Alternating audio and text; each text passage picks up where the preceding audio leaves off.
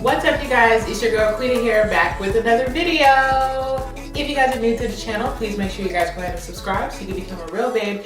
And if you're existing, thanks so much for coming back to watch. I truly appreciate everybody who watches my videos. You guys, I'm trying to be consistent here and post at least 2 videos a month. My life is really busy, work is really busy, so I gotta get it in where I can get it in. But make sure you guys go ahead and subscribe because we're on our way to 1,100 subscribers. We only need like 11 more, you guys. So if you guys are watching this for the first time, please make sure you guys go ahead and subscribe so that we can have this special episode once we get to 1,100 subscribers. You guys will not want to miss it. It's going to be great. So today's episode, as you can see, I'm just chill. I really needed to get this done because if I don't get it done today is Sunday, then I won't get it done. I am, just to get you guys caught up on my life, I am having a procedure on Friday, cyst removal. If you guys follow me on TikTok, you guys will see that journey from last year. And, you know, it grew back, the cyst grew back, and I have to have a procedure done. So I probably won't be able to film a video next week as I planned. So I was like, I have to get it done today so that I can edit it while I'm recovering, I guess, and then I can post it for you guys. But I hope you guys enjoyed the last video. I'm getting better with my editing, so yeah, I hope you guys enjoy. If there's anything you guys would like to see or any tips and tricks or anything at all, just reach out and let me know. I definitely want to, you know, make this something enjoyable to watch. I try to be chill. Like sometimes I would like dress up and stuff. I will depending on the episode, but I like to be chill just because I'm in my house, first of all, in my studio room, and this is the vibe I'm on today, okay? I was just cleaning up, deep cleaning, you know, that's what I do on the weekends. Yesterday, I had a fire seafood boil. I love it all. I was starting to like crawfish, crab legs, the shrimp, the sauce, the roux. So that was really good yesterday. But let's hop into today's topics. All right, as you know, we will go into a topic of like self-love and conviction and all of that, but we'll get into the tea with Queida. We got some really good ones this week, so definitely stay tuned for that. So the first thing that I want to talk about is emotional maturity, and I feel that other people can relate to this because I see videos on TikTok about it all the time. Emotional maturity and also being a main character syndrome and overcoming that. I will say I do believe, I did grow up the only child, and I think that has something to do with it, but I also think trauma can cause you to be in main character syndrome because when you're going through traumatic events, no matter what kind they are, sometimes you focus, it's like fight or flight to focus on yourself. And sometimes when you get out of that and you realize that it's not all about you, it's hard to get out of that main character syndrome. And it's still hard for me, but I am aware of it now. So I definitely do my best to not be main character and think about the bigger picture, think about everyone involved, not just myself. So yeah, I had a situation a couple days ago where I got really annoyed at something and I was furious, right? But then I thought to myself, this isn't about me, right? I'm included, but it's not about me. So to take myself out of it, I was able to enjoy myself and still have a great day, right? Regardless of that barrier that popped up or obstacle or whatever the case may be. I'm proud of myself. And so one thing that I've also been working on is instead of, which comes with the emotional maturity, instead of sitting in that or like trying to get over it, because then you start thinking about it because you're not actually over it, processing it in real time. Like if you have to cry. If you're mad, go in the mirror and cuss and say whatever you need to say. But like you need to heal through it versus you just like, oh, it doesn't matter to me. If it does matter to you, then you need to process it in real time. And I feel like the emotional maturity mixed in with not being in the main character has definitely helped. And I'm just proud of myself for that. And do you guys struggle with that? Do you guys struggle with being emotionally mature in certain situations? Like, I always like look at people who can, and maybe they do like me, maybe they make it look good, but really it's not. There's some things that really irritate me. I am a very sensitive person. I do take things very serious, very personal, and I'm trying to get out of that. But then sometimes I think to myself, on one hand, I am the main character of my life. Like, you need to use a main character syndrome in different spots. Like, you don't want to just be main character all the time, right? And there's some things you need to put yourself first, right? Because this is your life, and I can do what I want in my life. But there are times when you need to think about others. So I will say sometimes when I'm thinking like it's a person, somebody's doing a personal attack against me, I try to think of everything now of like, is it really about me? And then, most people are not going to tell you if things are a personal attack against you. So you'll never really fully know for sure. But what I've tried to do is like have an adult conversation with people, let them know how I feel about it. Sometimes I'm emotional, sometimes I'm not. I'm trying to go to the non-emotional route when I'm, addressing people with things. And I would hope people would do the same for me.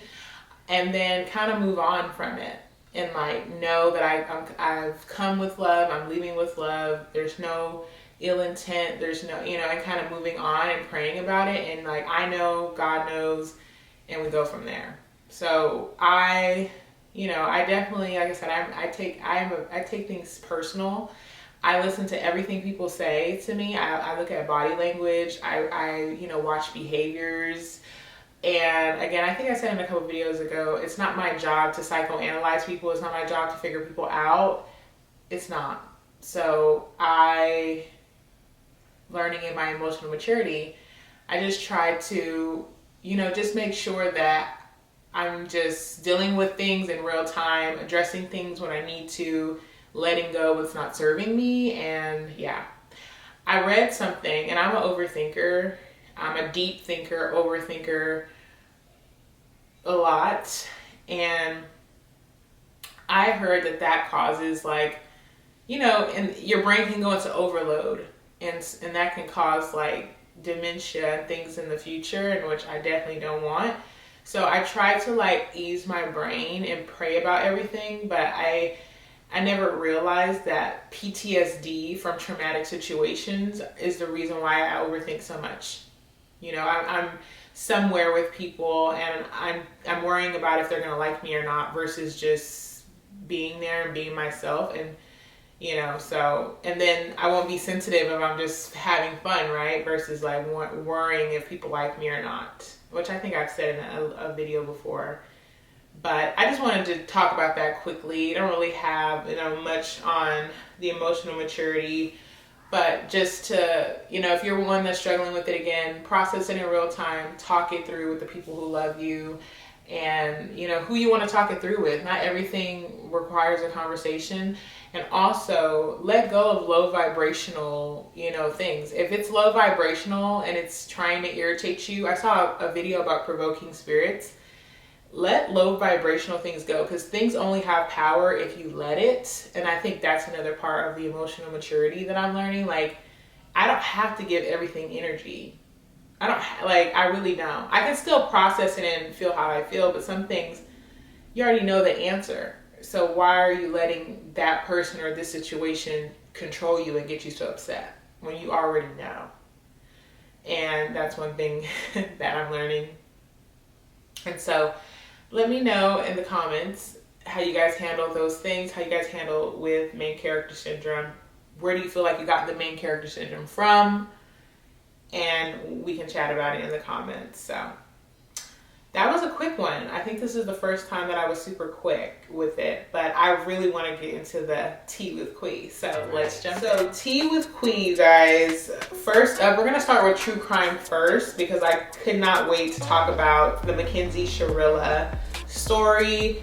If you guys are not aware, Mackenzie Shirilla was in a relationship. She was I think she was 17. Her boyfriend was 20, and she murdered him and his friend driving to a brick wall building 120 miles per hour, I believe. And she is the only one that survived. And so basically she got life in prison, 15 years to life in prison. And, she's obviously saying that it was an accident. She lost control of the car. But once the investigation went on, they realized that the brakes were never hit. The car was working totally fine, And, you know, they also found out their relationship was not as perfect as obviously they like to make it seem. So they say that she intended to unalive herself, Dominic Russo, and Damien. I don't know what Damien's last name is, but Damien was really an innocent bystander in this. I think like 2 weeks before she actually ran the car into the brick building, she told him, like, I'm gonna run this car into the building, or I'm gonna crash this car, or something like that. And he called his mom, and his mom had to come pick him up or something like that. And she had a documentary out called Crash, and then she also is on another documentary called Mean Girls. And you guys have to watch it. So that's what happened. My personal opinion is I think that she's young. And I don't think, it's kind of crazy that they died instantly, but she survived the crash. I guess she had a couple of broken bones and things, but she can walk. She's totally fine. Like, nothing's really wrong with her. And I just think that's interesting. And she was not under the influence. She had a little bit of THC in her system, but other than that, like, it was nothing, you guys. So I don't know. Have you guys seen that story? What do you guys think about it? Because I personally think she did it on purpose, but I think she thought she was going to die. Yeah.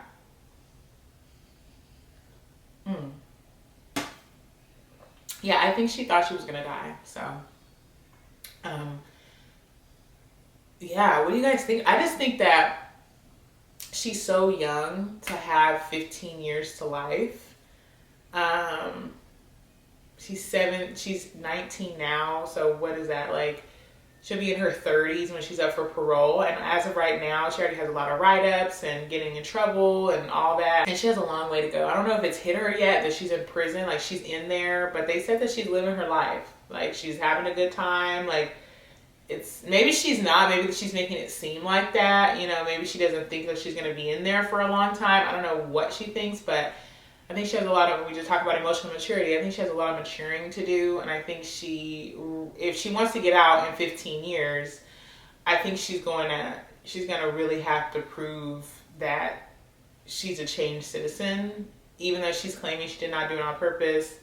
Evidence does not look that way, and so I don't know, maybe she needs to just take accountability, and I don't know, prayer, you know, I don't even know if it was prayers for her, but I hope that she does get it together. And yeah, that's all I can say about it. But have you guys heard about that story? If you guys have, let me know in the comments what you think. If you haven't, watch everything. Like, there's so many videos about it. Watch the documentary The Crash. Watch the documentary, I think it's on Hulu, called Mean Girls. The Crash is on Netflix. And let me know what you think. Another one that I did not add on Tea with Queida, but is definitely one that I've been keeping up with, is the Julio Fulio schmurder.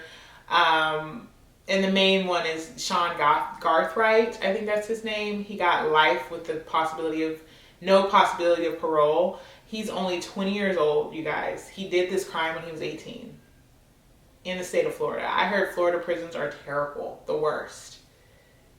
And he's pretty handsome too, as you guys can see here on the screen. There's also four other gentlemen that committed that crime with him, and they also got life without the possibility of parole. There was a girl, her name was Alicia Andrews. She got 15 years for manslaughter because she just set everything up, but she didn't actually participate in the shooting and the unaliving. So she had a separate trial, and she got 15 years, the max, and she's already served like 2 or 3 years. So she'll probably and you only have to, in the state of Florida, only have to do, I think, 75% or 85, not sure which one. So she kind of got lucky there, but I think it was because the jury said it was manslaughter instead of second or first degree murder. So yeah, anyway, we won't talk about her today. We'll talk about Sean Garthright. But Sean is, they say he's come from a good family, and, this is really unlike him, and, he just really didn't have, so it wasn't like the other men, right? The other men, they grew up rough, different circumstances. He was a military kid. He traveled the world. He went to different countries. He's had all these experiences. And somehow he still ended up in riffraff and didn't even know Julio and participated.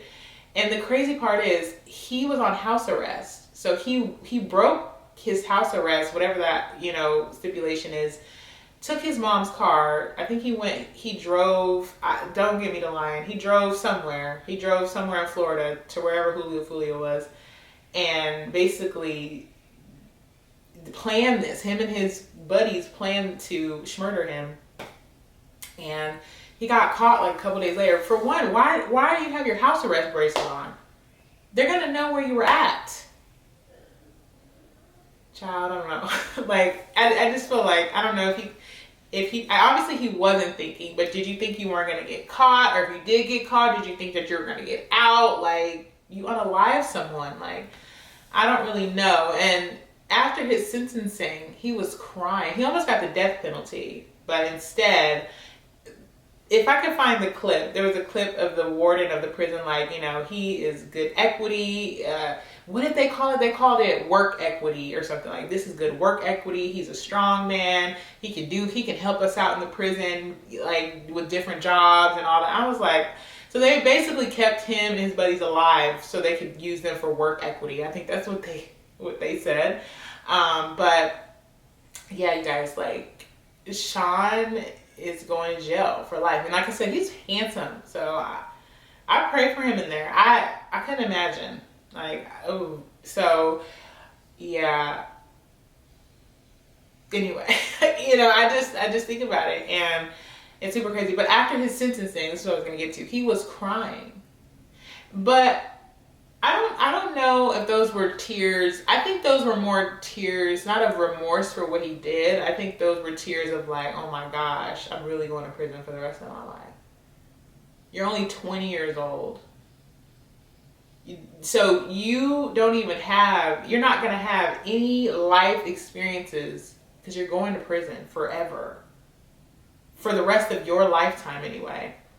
And I think this is just proof of, like, you really have to watch. I know, like, some things, once your kids get a certain age, like, you can't prevent certain things. And maybe his parents didn't really know what he was into. I don't know. But I don't know. I do feel like you need to keep up with what your kids are doing. Because he took his mother's car. I'm sure she didn't know. But if he was on house arrest, why did you let him take your car? Like, it's just a lot of questions that I have, and I guess the defense was like having his grandma and his sister and people get testify about how good of a person he is and how he grew up, but it actually made it worse. It was like, then why did you do it? Why did you commit the crime? And so to cry, like, some people feel bad for him.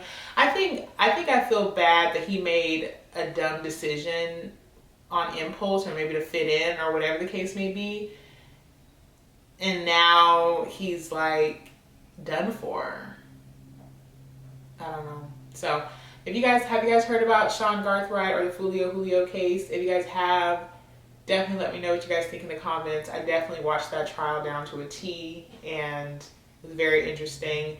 And it's sad that they'll be in prison for the rest of their life, but I guess it is what it is. And I don't know why his story got like the most shine out of everything. I mean, there was 4 other gentlemen that helped him commit the crime. Him and Alicia Andrews got the most, like, shine for this. But yeah, so let me know what you guys think in the comments. So we also have to talk about Dr. Cheyenne Bryant. She is under fire because she said it on the Joe Budden podcast that, like, basically she doesn't have a licensure or something like that. And yeah, so basically she's not a doctor, but she says she has 3 doctorates. I truly don't know. I guess they can't find her degree or I forgot what it's called, but they can't find the information online that says that she's an actual doctorate or her actual degree. I do believe she's a college educated woman, but is she a doctor or did she have her doctorate? I don't know that, right? She always did proclaim to be a life coach. She never said she was a therapist. So I will say that about her. She's very good at wording. She never said she was a therapist. She never said that she even said, I don't have my licensure, which I should feel like she should have kept that to herself, because now people are, like, she can't prescribe you medicine and things like that. only thing that she can do is, provide advice. So I guess like anybody can be a life coach, right? But I guess the difference between a life coach and a therapist is they can prescribe medication, right? Versus her, like she can only give advice, life advice. And so, yeah, I don't know. I like Cheyenne Bryant. I don't know, Dr. Cheyenne Bryant, I don't even know what to call her. But I always thought to myself that, I know she says, some of the things that she says, I don't know, I don't agree with it. Like, she'll say things like, if I were to give a man my body, then I need to let him see my phone. Or I need to be able to have full access to his phone. I don't know. I'm one of those, I don't want to see in your phone. I don't want to, maybe I'm just naive and oblivious, but I don't want to see what's in your phone. I don't feel like, I don't know. I just don't feel the equivalent. I don't want nobody having full access to my phone because it's my phone. Like, I don't know. So yeah, she's under fire. She's been a little like rude too when people like ask her questions about it, and like she's just like defending herself in a weird way. Like, so I don't know. I don't really have much to say on the Cheyenne Bryant thing, but I feel like she should have never admitted on that podcast that she doesn't have a license. Because, people find any reason to try to pick people apart. And I feel like she probably could have just kept that to herself. So yeah, let me know what you guys think about Dr. Cheyenne Bryant. Do you think she's a real doctor? Do you not? I don't know, you guys. I like some of the things she says, but I don't agree with everything. But let me know what you guys think about that also in the comments. Speaking about keeping things to yourself, Heather Sanders and I think, is his name Trell? I don't know. Heather Sanders and Trell are in the headlines because, I don't know, Heather has people against her. I guess her ex co-founder of Shirilla or something like that has come out about how terrible of a boss that Heather was, how mean she is, and if you're not somebody that's a higher stature than her, she treats you like trash and all those things. And then also, she's been with her fiance, boyfriend, baby dad for about 14, 15 years, and they are not married, and they have a podcast called Not Married. And, a lot of people look down on them because they're not married or because he won't marry her. I do think that she wants to get married, but he has stated even on their podcast that he doesn't want to get married. He loves her and they can do the big wedding and all that, but he does not want to sign that paperwork. He just does not. So, and so they were on a podcast, not sure who, I think they were on Kayla Nicole's podcast, and she asked him, like, would you spin the block on me? And he was like, if we broke up, would you spin the block on me? And he was like, no, I wouldn't. And she felt some type of way about that. And, people started going under fire. I feel like he used that as a chance to, like, embarrass her, I think. I feel like he uses a lot of opportunities to embarrass her. I don't know. I don't really know what they're, I don't know them. I don't really watch them too much. I only know of Heather Sanders from, like, being with Kylie or Black China, like that back and forth. I don't really, like, I'm not really a fan of hers. I don't follow her or anything, but I think she's pretty. And, yeah, I feel like she's been in a relationship with him for so long, and I think it's just comfort. I think, she said things like, he put me on, he made me who I am today. I think she's with him for that security. You know what I mean? Like, she's comfortable with him. This is what she knows. Like, she, because she's beautiful. Like, if she breaks up with Trell, I know she has like 3 or 4 of his kids. If she breaks up with him, like, she could find somebody else. It's not like nobody else is going to get her, but I think she just feels like she's not stuck with him, but I think she just feels like this is what I know and this is what's comfortable to me, and I know that I can have everything I want staying with him. But I don't feel like I don't think she's happy. I think she puts on a front that she is, but I don't know if she is really. I don't know. I'm just saying what I feel. Even some of the things he says, like his friends send him pictures of girls, knowing he's in a committed relationship, they're married, he likes, like, it's a lot. I don't know. Let me know what you guys think about the Heather Sanders and troll situation. What do you guys feel about her friend Brittany coming out, or her ex-friend Brittany coming out and talking about how terrible of a person that Heather is? Do you think she's just upset, or do you think there's some truth to that? I don't know, you guys. I don't know. There's just so much tea these days, and I always said, like, but I like to talk about the things that I'm interested in. I'm never going to talk about things that I feel like, you know, is irrelevant, or like judging people for what they do. I mean, sometimes I have opinions and they may come off judgy, but I'm not judging anybody for what they do or how they handle their life, because I don't want anybody judging me about what I do and how I handle my life. Okay, last but not least, speaking of not judging, Chris Brown's album, I did fully listen to it a couple times. I know it came out like a couple weeks ago, but it was really good. The album is really good. My favorite songs are Honey Pack, Something in the Water. Oh my god, there's a couple of songs. Let me see. The album is called Brown. It's definitely giving grown and sexy. Okay, so I like Obvious. I like Honey Pack. It Depends, of course, we heard that already. I like Slow Jams, Something in the Water, and I think that's the only songs I really, really like. All the rest of the songs, they're okay. I have to like listen to them again, but the Honey Pack is my favorite. Like, that's the best song on the album. And Slow Jams and Something in the Water, fire. Like, I love, and that's the 3 songs out of 27 songs. The other songs are also good, and Body Goes by Tank is also good, but those are the 3 best songs. It's giving like old Chris Brown, you know what I mean? It's giving Heartbreak on a Full Moon, okay? That's what that is giving. Let me know what you guys think about the Chris Brown album. I have not listened to Lotto's album yet, but let me know what you guys think about that Lotto album. I will be listening to it on my next video. I will give you guys a review on that. And her baby is super beautiful. I don't know if she showed the baby's face. I feel like she did, but I'm sure the baby is super beautiful. She's super beautiful during pregnancy, before pregnancy, during pregnancy, after pregnancy. I think Lotto is just so gorgeous. I don't care about her and 21 Savage and their weird relationship. Not my business. I didn't care. But if you guys want me to talk more about that, I will. So let me know in the comments. I'm trying to get a guest on the show. So once I have a guest, hopefully in the next month, I can, you know, record a video. But I really appreciate you guys watching my videos. Thanks so much for watching. I hope you enjoyed. Please give this video a thumbs up, and make sure you guys go ahead and subscribe so we can get to that 1,100 subscribers, you guys. We're so close. So let's hurry up and get there so we can have that amazing episode you guys won't want to miss. All right, thanks for watching episode 6. See you later. Bye.